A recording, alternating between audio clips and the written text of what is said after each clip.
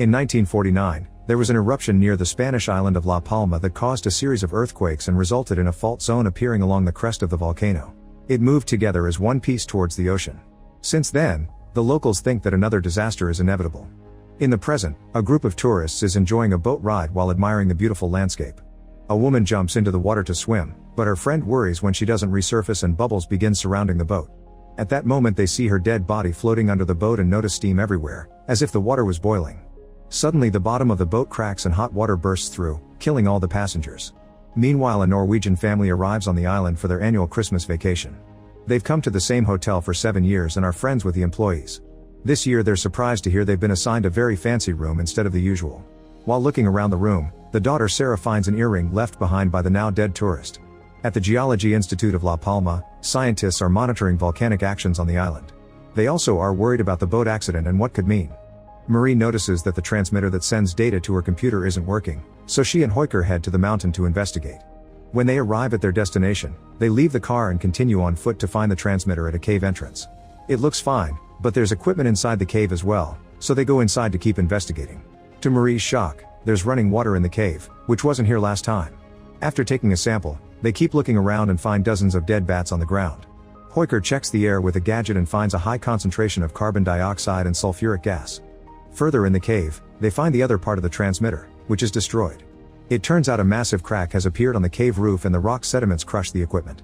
The duo returns to the institute and share their findings with their boss Alvaro, who scolds them for assuming this may be a sign of an incoming eruption. Before they notify the public, he wants them to find proper evidence. Afterward, Hoyker explains to Marie that Alvaro is cautious because he rushed to announce an eruption 3 years ago, causing panic and evacuation, but the eruption didn't happen. Later, Marie watches a video of how big a tsunami would be in this area and she's terrified to see the result. When she gets home, her brother Eric tells her about his next diving project. It seems that turtles are gathering at La Palma, which is weird because they usually don't travel together. The next day the family is having lunch together. The son Tobias is neurodivergent, so when his food doesn't look like the picture on the menu, he throws a tantrum and the parents have to fix it. While this happens, Sarah notices Charlie on another table and they share some flirtatious smiles. When Sarah is alone by the pool, Charlie invites her to hang out later, but Sarah has to turn the invitation down because she must take care of her brother. Noticing this, her father Frederick tells her to go and volunteers to take care of Tobias. After Sarah leaves, Frederick gets distracted because he notices his wife Jennifer chatting with the employee who updated their room and appears to be interested in her. When Frederick turns around, Tobias is gone. He rushes to get Sarah, interrupting her meeting with Charlie before she can even say hi.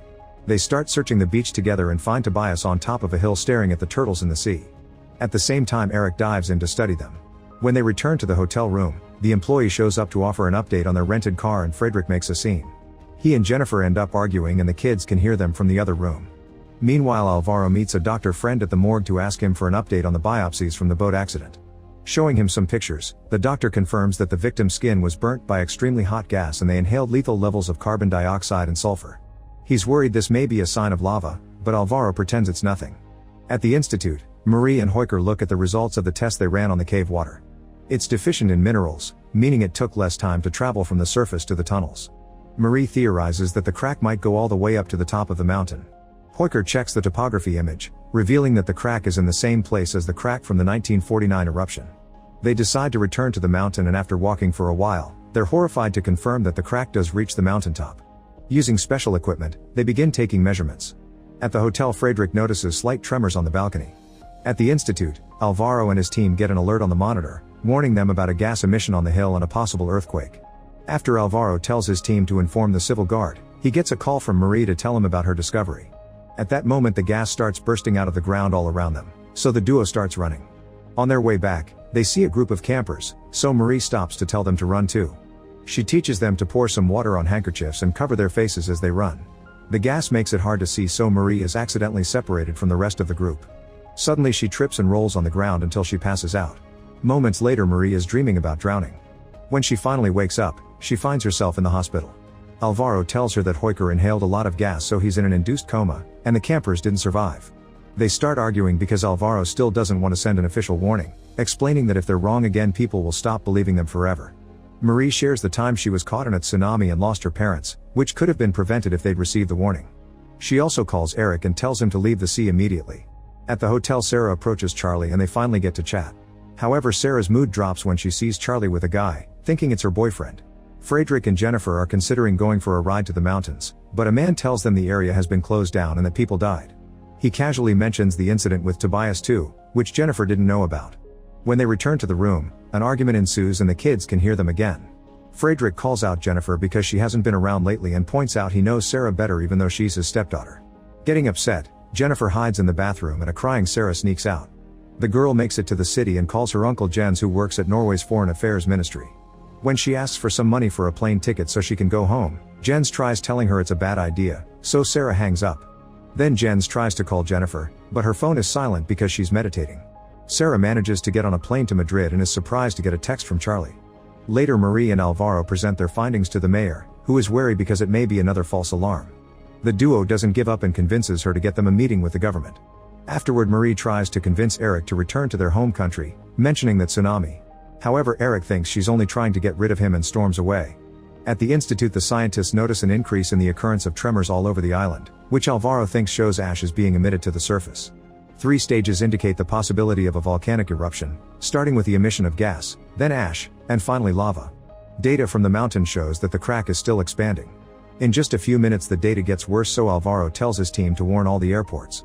Suddenly an ash eruption goes off and it's so big that everyone in the hotel can see it from afar. Employees tell tourists not to worry because it's just ash. Unfortunately, Sarah's plane receives the warning too late and it flies right into the cloud, causing its engines to catch on fire. At the hotel, Jennifer and Frederick get a call from Jens, who tells them Sarah's plan.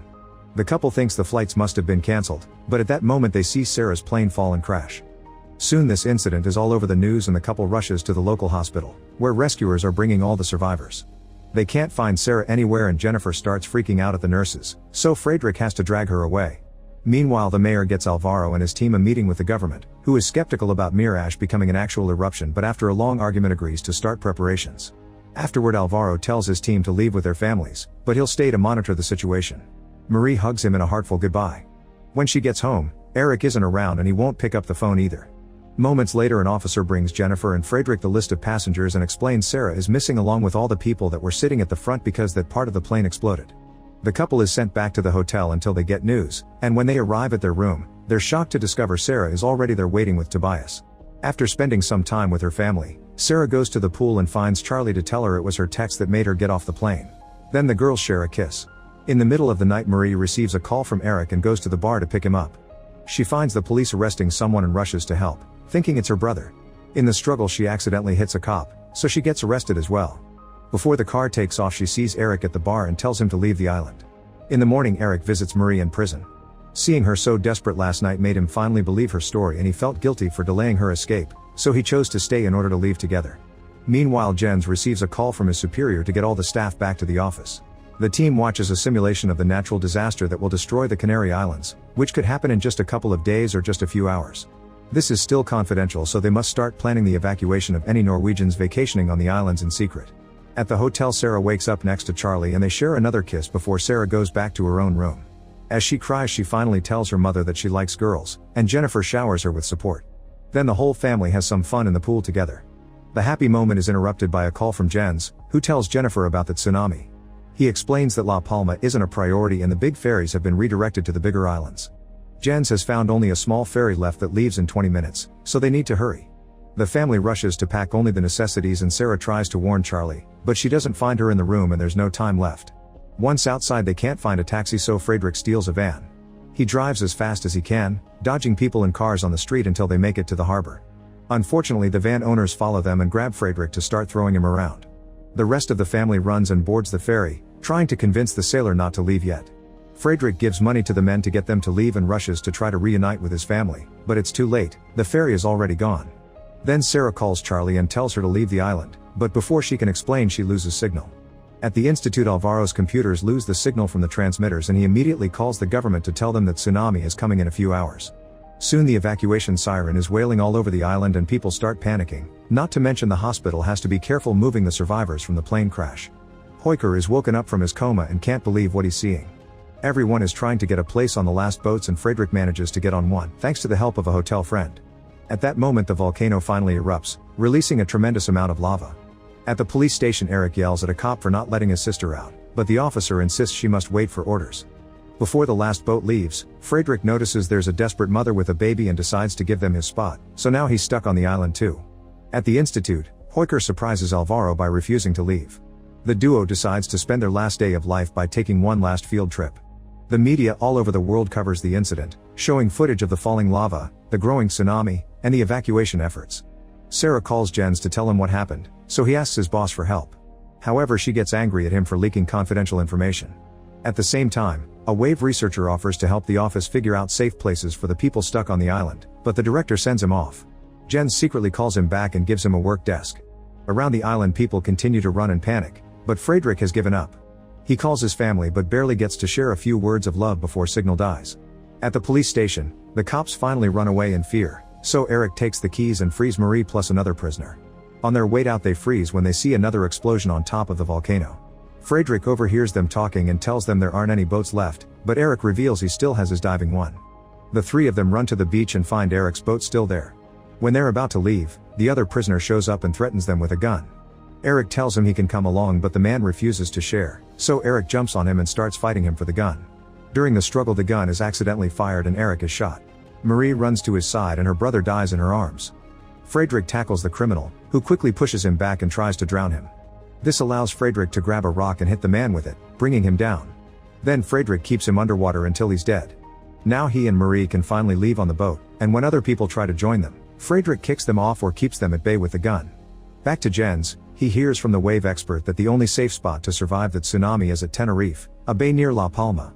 Even there, the chances of survival are still 50-50. Jens informs his boss of this spot, but she thinks 50-50 isn't good enough to make a special announcement. On top of the mountain, Heuker and Alvaro put on special suits to walk near the volcano and watch the lava flow through the crack while sharing some wine. At the airport, Jennifer and the kids show all the passwords including Friedrich's, so they receive 4 wristbands to get on the plane. Before they board, Sarah notices Charlie outside and decides to go back for her. Since Charlie doesn't have a wristband, Sarah gives her Friedrich's. At the same time, Friedrich and Marie make it to Tenerife Island. Soon the mountain and the volcano begin crumbling, pushing the waves to start forming a tsunami. Heuker and Alvaro are killed in the process. It also sends out a tremor that reaches the airport, making the plane shake and causing everyone to panic. Jennifer is worried about Sarah, so she and Tobias leave the plane to look for her, unaware that the girls are now boarding. By watching the waves with her binoculars, Marie realizes that tsunami will reach Tenerife too. In Norway, Jen's boss is about to start a press conference, but it's cancelled when they hear about the landslide. Jens takes advantage of the reporters to finally reveal the truth about the tsunami and shares the coordinates of the safe spot before security drags him away. Soon Friedrich receives a text with the coordinates too, so he and Marie get back on the boat to try to reach the safe spot. At the airport, people in the last 2 planes panic because they can see the growing wave. Sarah calls her mom to tell her she's on the plane and Jennifer asks her to stay there. At that moment, Charlie receives a text with the coordinates and Sarah sends them to her mother. Jennifer doesn't know how to read them, and when she's about to search on the internet, the service is shut down. Thankfully, Tobias loves maps and easily finds the spot, so they leave together with the last airport employee. He has a van, so he volunteers to drive the few people stranded at the airport. During the ride, Tobias sees the huge tsunami and gets scared, so Jennifer tries to keep him distracted. On the boat, Marie and Friedrich work hard not to lose control since the water is getting harder to navigate by the second. To make matters worse, they lose signal on their phones, so they can't look at the map anymore. 2 huge waves crash behind them and they manage to dodge them at the last second. Soon the tsunami reaches the airport and the ground begins to crack, so the plane can't take off. It's immediately hit by the wave, which breaks the windows and floods the plane. Nearby, Jennifer's group has no choice but to leave the van on the road and run up the mountain. At the safe spot, Marie and Friedrich arrive and find a bunch of survivors hiding there. When the airport group also arrives, Friedrich is happy to reunite with his family until he realizes who is missing. In the plane, Sarah wakes up and is shocked to realize she's alive. Charlie is still unconscious, so Sarah lays her down on the floor and together with the stewardess, they do CPR until Charlie wakes up. The girls then step out of the plane and find the whole airport destroyed. The media covers the disaster, showing the destruction on the islands but also in West Africa and Southern Europe. Hundreds of buildings have fallen and thousands of people are dead. Now the Americans are waiting for impact too, while helicopters are sent out to look for survivors. In Norway, Jens is fired for his stunt and waits anxiously at home for news about his family. In the afternoon, a former coworker comes by to share some confidential info. A bunch of survivors were found in the safe spot, including Jennifer. Hundreds of people are alive, thanks to Jen's quick thinking. The government sets up a relief camp on the island where the people from the safe spot are gathering. A helicopter brings the few survivors from the plane too, and Sarah can finally reunite with her family. Sometime later Marie goes diving to swim with the turtles and connects to the memory of her brother, who reminds her that people should listen to nature. Make sure to subscribe and turn on notifications so you can watch more videos like this. Thanks for watching.